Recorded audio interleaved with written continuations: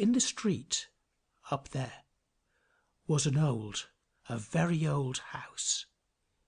It was almost 300 years old, for that might be known by reading the great beam on which the date of the year was carved, together with tulips and hop-binds. There were whole verses spelt as in former times. And over every window was a distorted face cut out of the beam. The one story stood forward a great way over the other, and directly under the eaves was a leaden spout with a dragon's head. The rainwater should have run out of the mouth, but it ran out of the belly, for there was a hole in the spout. All the other houses in the street were so new and so neat, with large window panes and smooth walls, one could easily see that they would have nothing to do with the old house.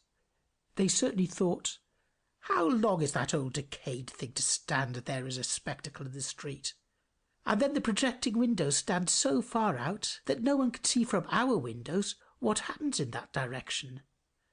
The steps are as broad as those of a palace, and as high as to a church tower. The iron railings look just like the door to an old family vault, and then they have brass tops. That's so stupid." On the other side of the street were also new and neat houses, and they thought just as the others did. But at the window opposite the old house there sat a little boy with fresh rosy cheeks and bright beaming eyes. He certainly liked the old house best, and that both in sunshine and moonshine. And when he looked across at the wall where the mortar had fallen out, he could sit and find out there the strangest figures imaginable, exactly as the street had imagined before, with steps, projecting windows, and pointed gables. He could see soldiers with halberds, and spouts where the water ran like dragons and serpents. That was a house to look at, and there lived an old man who wore plush breeches, and he had a coat with large brass buttons, and a wig that one could see was a real wig. Every morning there came an old fellow to him, who put his rooms in order and went on errands. Otherwise, the old man in the plush breeches was quite alone in the old house. Now and then he came to the window and looked out, and the little boy nodded to him, and the old man nodded again, and so they became acquaintances. And then they were friends, although they had never spoken to each other, but that made no difference.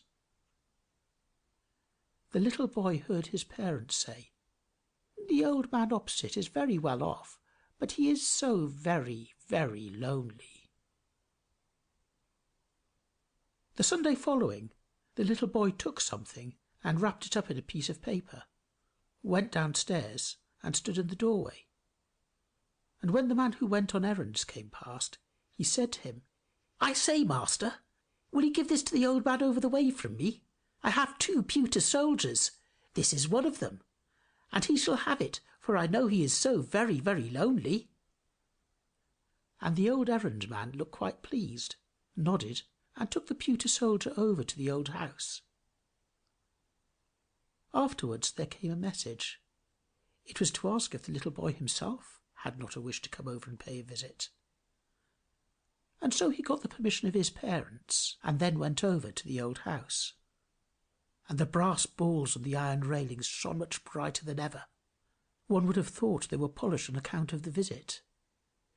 And it was as if the carved-out trumpeters, for there were trumpeters who stood in tulips, carved out on the door, blew with all their might. Their cheeks appeared so much rounder than before. Yes, they blew. Tra-ta-ra-tra, the little boy comes, tra-ta-ra-tra, and then the door opened. The whole passage was hung with portraits of knights in armour, and ladies in silken gowns, and the armour rattled, and the silken gowns rustled. And then there was a flight of stairs which went a good way upwards, and a little way downwards, and then one came on a balcony which was in a very dilapidated state.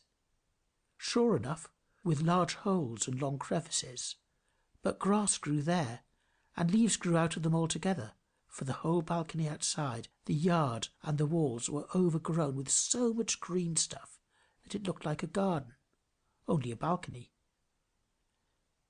Here stood old flower pots with faces and asses' ears, and the flowers grew just as they liked. One of the pots was quite overrun on all sides with pinks, that is to say, with the green part. Shoot stood by shoot, and it said quite distinctly, "The air has cherished me, the sun has kissed me, and promised me a little flower on Sunday, a little flower on Sunday." And then they entered a chamber where the walls were covered with hog's leather and printed with gold flowers. "The gilding decays, but hog's leather stays," said the walls. And there stood easy chairs with such high backs, and so carved out, and with arms on both sides. sit down," said they. "Ugh, how I creak! Now I shall certainly get the gout, like the old clothes press. Ugh!" And then the little boy came into the room where the projecting windows were, and where the old man sat. "I thank you for the pewter soldier, my little friend," said the old man, "and I thank you because you came over to me." Thanky, or cranky, sounded from all the furniture. There was so much of it that each article stood in the other's way to get a look at the little boy. In the middle of the wall hung a picture representing a beautiful lady, so young, so glad, but dressed quite as in former times, with clothes that stood quite stiff, and with powder in her hair. She neither said thanky, nor cranky, but looked with her mild eyes at the little boy, who directly asked the old man, "Where did you get her?" "Yonder, at the broker's," said the old man, "where there are so many pictures hanging. No one knows or cares about them, for they are all of them buried. But I knew her in bygone days, and now she has been dead and gone these 50 years. Under the picture, in a glazed frame, there hung a bouquet of withered flowers. They were almost 50 years old. They looked so very old. The pendulum of the great clock went to and fro, and the hands turned, and everything in the room became still older, but they did not observe it. "They say at home," said the little boy, "that you were so very, very lonely." "Oh," said he, "the old thoughts, with what they may bring with them, come and visit me, and now you also come. I am very well off." Then he took a book with pictures in it down from the shelf. There were whole long processions and pageants, with the strangest characters, which one never sees nowadays. Soldiers like the knave of clubs, and citizens waving flags. The tailors had theirs, with a pair of shears held by 2 lions, and the shoemakers theirs, without boots, but with an eagle that had 2 heads. For the shoemakers must have everything so that they can say, "It is a pair." Yes, that was a picture book. The old man now went into the other room to fetch preserves, apples, and nuts. Yes, it was delightful over there in the old house. "I cannot bear it any longer," said the pewter soldier, who sat on the drawers. "It is so lonely and melancholy here. But when one has been in a family circle, one cannot accustom oneself to this life. I cannot bear it any longer. The whole day is so long, and the evenings are still longer. Here it is not at all as it is over the way at your home, where your father and mother spoke so pleasantly, and where you and all your sweet children made such a delightful noise. Nay, how lonely the old man is! Do you think that he gets kisses? Do you think he gets mild eyes, or a Christmas tree? He will get nothing but a grave. I can bear it no longer." "You must not let it grieve you so much," said the little boy. "I find it so very delightful here. And then all the old thoughts, with what they may bring with them, they come and visit here. Yes, it's all very well, but I see nothing of them, and I don't know them, said the pewter soldier. I cannot bear it. But you must, said the little boy. Then in came the old man, with the most pleased and happy face, the most delicious preserves, apples and nuts, and so the little boy thought no more about the pewter soldier. The little boy returned home happy and pleased, and weeks and days passed away, and nods were made to the old house and from the old house. And then the little boy went over there again. The carved trumpeters blew, "Tra-ta-ra-tra, there is the little boy, tra-ta-ra-tra," and the swords and the armour on the knights' portraits rattled, and the silk gowns rustled, the hog's leather spoke, and the old chairs had the gout in their legs and the rheumatism in their backs. Ugh! It was exactly like the first time, for over there one day and 1 hour were just like another. I cannot bear it, said the pewter soldier. I have shed pewter tears. It is too melancholy. Rather let me go to the wars and lose arms and legs. It would at least be a change. I cannot bear it longer. Now I know what it is to have a visit from one's old thoughts, with what they may bring with them. I have had a visit from mine, and you may be sure it was no pleasant thing in the end. I was at last about to jump down from the drawers. I saw you all over there at home so distinctly, as if you really were here. It was again that Sunday morning. All you children stood before the table and sung your psalms, as you do every morning. You stood devoutly with folded hands, and father and mother were just as pious. And then the door was opened, and little sister Mary, who is not 2 years old yet, and who always dances when she hears music or singing of whatever kind it may be, was put into the room, though she ought not to have been there, and then she began to dance, but could not keep time, because the tones were so long. And then she stood first on one leg, and bent her head forwards, and then on the other leg, and bent her head forwards. But all would not do. You stood very seriously altogether, although it was difficult enough, but I laughed to myself, and then I fell off the table, and got a bump, which I have still, for it was not right of me to laugh. But the whole now passes before me again in thought, and everything that I have lived to see, and these are the old thoughts with what they may bring with them. Tell me if you still sing on Sundays. Tell me something about little Mary, and how my comrade, the other pewter soldier, lives. Yes, he is happy enough, that's sure. I cannot bear it any longer. You were given away as a present, said the little boy. You must remain.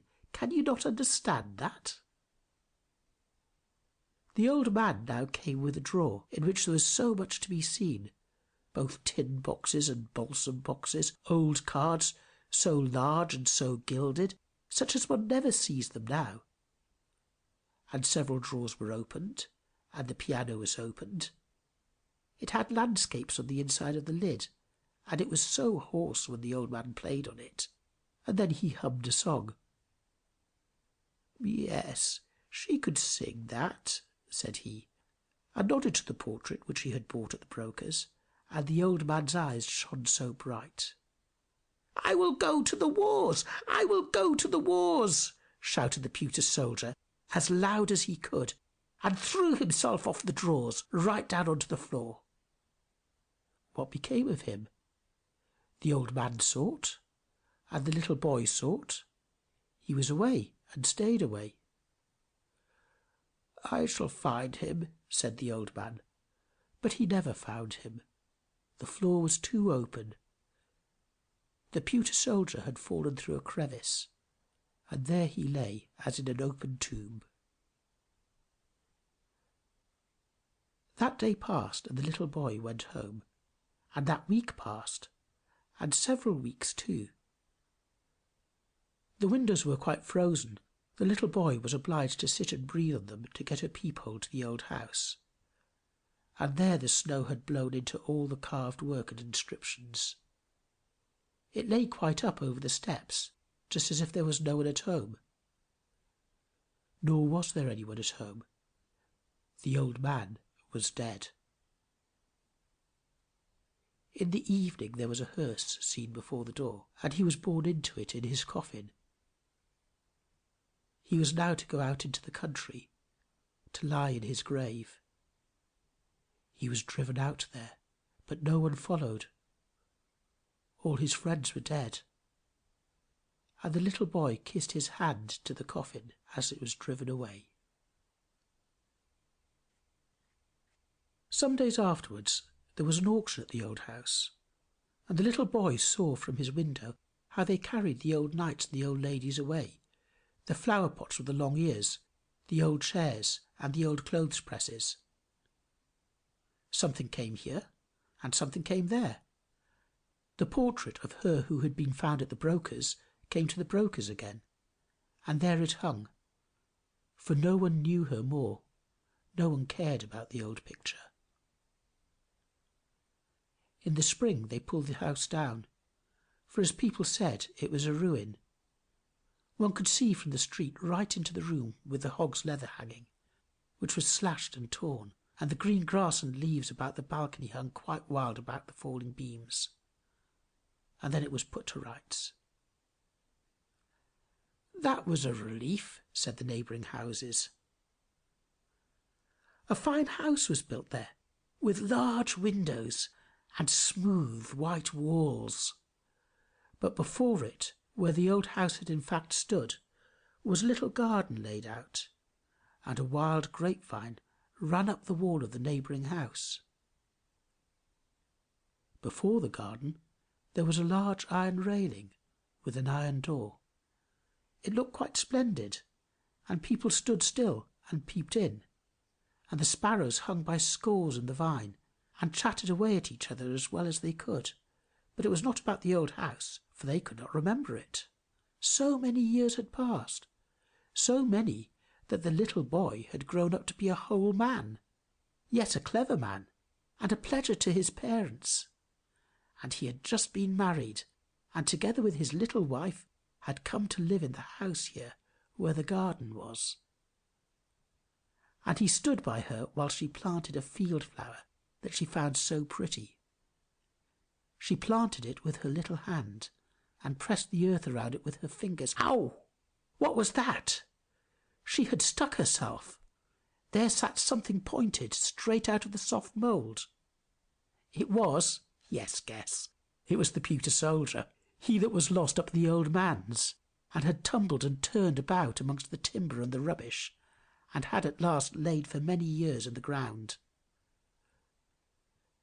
The young wife wiped the dirt off the soldier, first with a green leaf, and then with her fine handkerchief. It had such a delightful smell that it was to the pewter soldier just as if he had awakened from a trance. "Let me see him," said the young man. He laughed and then shook his head. "Nay, it cannot be he, but it reminds me of a story about a pewter soldier which I had when I was a little boy." And then he told his wife about the old house and the old man, and about the pewter soldier that he sent over to him because he was so very, very lonely. And he told it as correctly as it had really been, so that the tears came into the eyes of his young wife on account of the old house and the old man. "It may possibly be, however, that it is the same pewter soldier," said she.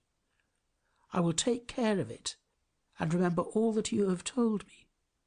But you must show me the old man's grave." "But I do not know it," said he, "and no one knows it. All his friends were dead. No one took care of it, and I was then a little boy." "How very, very lonely he must have been," said she. "Very, very lonely," said the pewter soldier, "but it is delightful not to be forgotten." "Delightful!" shouted something close by, but no one except the pewter soldier saw that it was a piece of the hog's leather hangings. It had lost all its gilding. It looked like a piece of wet clay, but it had an opinion, and it gave it. The gilding decays, but hog's leather stays. This the pewter soldier did not believe.